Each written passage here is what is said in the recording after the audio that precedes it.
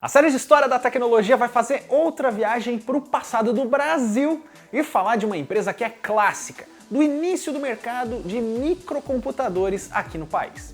A Prológica, que foi bastante lembrada por vocês nos comentários quando a gente fez outros capítulos. Para saber a origem, os principais lançamentos e também o destino dela, não se esqueça de deixar o seu joinha antecipado no vídeo, porque a pesquisa foi bem difícil. Se inscreva no canal se não tiver inscrito ainda e toca no sininho para receber notificação cada vez que um vídeo novo entrar no ar, beleza? Então vamos lá para a história da Prológica.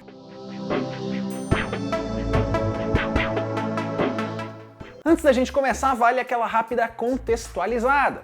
O Brasil, no regime militar, passava por um momento de muito protecionismo, com a chamada Lei de Reserva de Mercado, que proibia a venda ou importação de eletrônicos estrangeiros. Outros produtos, até carros e motos, não tinham leis específicas, mas rolava um incentivo fiscal para as nacionais. Por um lado, isso fez a gente ficar muito atrasado em relação a lançamentos e tecnologias de fora.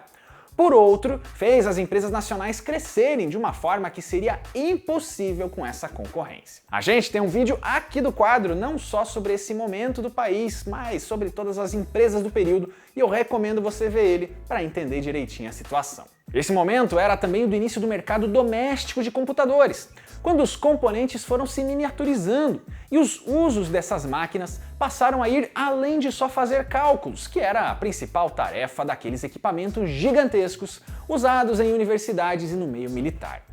A partir do fim dos anos 70 e começo da década de 1980, ter um eletrônico em casa para fazer algumas tarefas simples passou a ser uma realidade. Essa mudança na indústria e a reserva de mercado fizeram várias empresas de informática ou de eletrônicos no geral prosperarem por aqui. CCE, Gradiente, Scopus, Cobra e Itautec eram alguns dos maiores nomes e todos esses que eu citei já foram tema aqui do História da Tecnologia. A trajetória da Prológica começa em 1976 com duas pessoas, Leonardo Bellonzi e Joseph Blumfeld. O Leonardo é italiano naturalizado brasileiro, proprietário de uma loja de componentes eletrônicos. Já o Joseph, que era francês, ficou como diretor técnico da nova empresa. E a mãe dele, a Stella Maris, ajudou também na fundação e começou como diretora financeira. Outros nomes se destacaram ao longo dos anos, incluindo o engenheiro Geraldo Cohen, que é hoje professor da USP, e Carlos Gaut, que era responsável pelo marketing. Essas pessoas começaram a montar máquinas contábeis e viram aí uma possibilidade de comercialização. Os primeiros modelos tinham microprocessador Intel 8080 e logo no começo a dupla chegou até a fechar contrato com a Olivetti. Nascia aí a Prológica Indústria e Comércio de Microcomputadores. Pois é, microcomputadores, os aparelhos que estavam ficando populares e receberiam muita ajuda fiscal do governo pela reserva de mercado. O primeiro grande lançamento da Prológica para o mercado consumidor foi em 1981 com o Sistema 700. Esse é um modelo baseado no processador Zilog Z80A e um clone do Intertac Superbrain. E você vai ouvir muito essa palavrinha por aqui, viu? Clone. Essa é uma das formas da indústria brasileira de lançar produtos bons, baratos e rápidos, fazendo a engenharia reversa de aparelhos estrangeiros, que eram proibidos de serem vendidos por aqui, e aí replicar eles totalmente, em 99% dos casos, sem a marca original ficar sabendo. Já em 1982, começa uma das famílias de aparelhos mais famosas da empresa. É o CP200, um modelo doméstico bem simples e mais acessível, que foi a primeira máquina de muita gente aqui no Brasil, viu?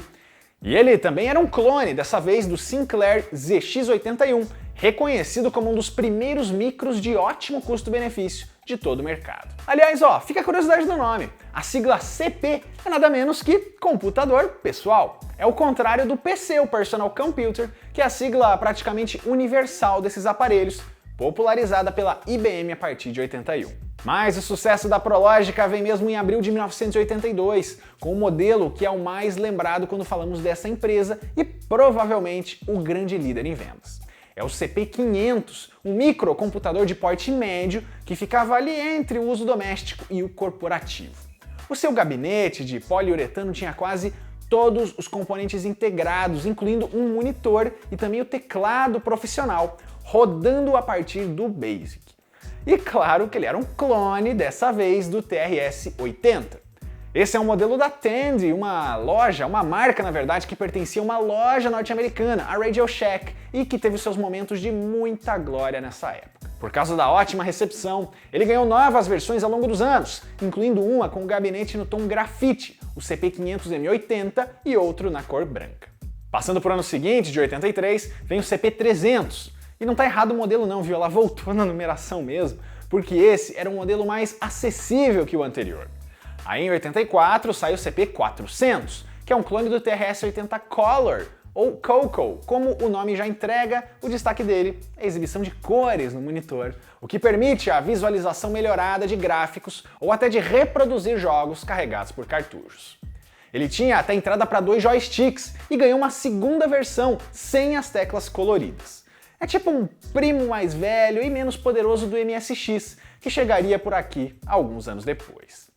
Nessa época, a Prologica já é um grupo inteiro. Ela tinha uma fabricante de periféricos, a Microperiféricos, uma empresa de serviços e assistência técnica, a Promel, e uma editora, a Editele, que era responsável, por exemplo, pela revista de informática e tecnologia Nova Eletrônica. Aliás, sob o nome de NEZ80 e NEZ8000, a Nova Eletrônica chegou a lançar 2 clones de modelos da Sinclair no começo da década, antes do nome Prologica e ainda em forma de kit. Ali, mais voltado para entusiastas, o pessoal que quer montar mesmo. E foi o lançamento de discos Winchester e impressoras matriciais compatíveis, além dos modelos de várias faixas de preço, que fez a marca disparar. Em 85, ela se consolidou como a terceira maior brasileira do setor de informática. Já em 1986, o grande lançamento da marca é o Solution 16, o primeiro 16 bits do Brasil. Ele foi ainda um dos primeiros all-in-one do país, com tudo em um único gabinete. Placa-mãe, fonte, drives e monitor. Não chegava a ser um clone descarado, mas ele era uma versão simplificada do IBM PC XT. Outro destaque é para o sistema operacional, que também era mais ou menos nacional. O SO-16 era uma cópia traduzida do MS-DOS, o que rendeu um processo em 1990 por parte da Microsoft. Pois é, o louco mercado nacional estava começando a ficar mais sério, mais aberto, e não tinha mais espaço para essas malandragens. A gente chega então na virada da década, e com Fernando Collor na presidência do Brasil, a reserva de mercado é flexibilizada e finalizada. Assim como outras marcas nacionais, a Prologica não sobreviveu com força à abertura de mercado, com a chegada de concorrentes estrangeiras e a possibilidade de usar a Zona Franca de Manaus, por exemplo. Em 91, ela ainda estava em funcionamento, mas passou por uma reestruturação bastante radical, com muitas demissões. Alguns dos últimos modelos planejados pela empresa têm nomes bem mais complicados que os anteriores. SP1611, a TSP486DX e para fugir de mais problemas com a Microsoft, no começo dos anos 90 ela faz uma parceria com a Novell para lançar os micros agora com o sistema DR-DOS, evitando processinho. A Prologica sai oficialmente do mercado em 1995, mas olha, eu vou contar para vocês que foi difícil achar esse ano. Eu encontrei num relato meio jogado de uma distribuidora parceira, e isso foi porque durante toda a década ela já estava meio capengando, com dificuldades de sobreviver. A última notícia que você encontra na internet sobre ela é de 2000 na Folha de São Paulo, quando o processo da Microsoft teve algum andamento e olha, não estava nada favorável para a Prologica. Aliás, se você está assistindo esse vídeo, cuidado para não confundir. Existe uma empresa de tecnologia de Portugal chamada Prologica também, mas não tem nada a ver com essa. E essa história da Prologica é uma marca brasileira clássica que teve o seu período de auge junto com a indústria nacional e, assim como várias outras, não teve um destino nada feliz, deixando só as memórias e também as suas máquinas. E eu já adianto que aqui em breve a gente vai falar de outra do Brasil ali mais ou menos da mesma época, a Microdigital. Se você quiser ver a história de uma empresa, de um produto ou de um serviço aqui no quadro, é só deixar o seu comentário. E esse é só um resumo, é só um recorte e muita coisa pode ter ficado de fora, então comenta aqui embaixo porque a gente vê. As fontes da pesquisa estão aqui na descrição. E não se esqueça de conferir a playlist do quadro, porque aquela história que você tanto quer ver já pode ter sido contada aqui. Até a próxima!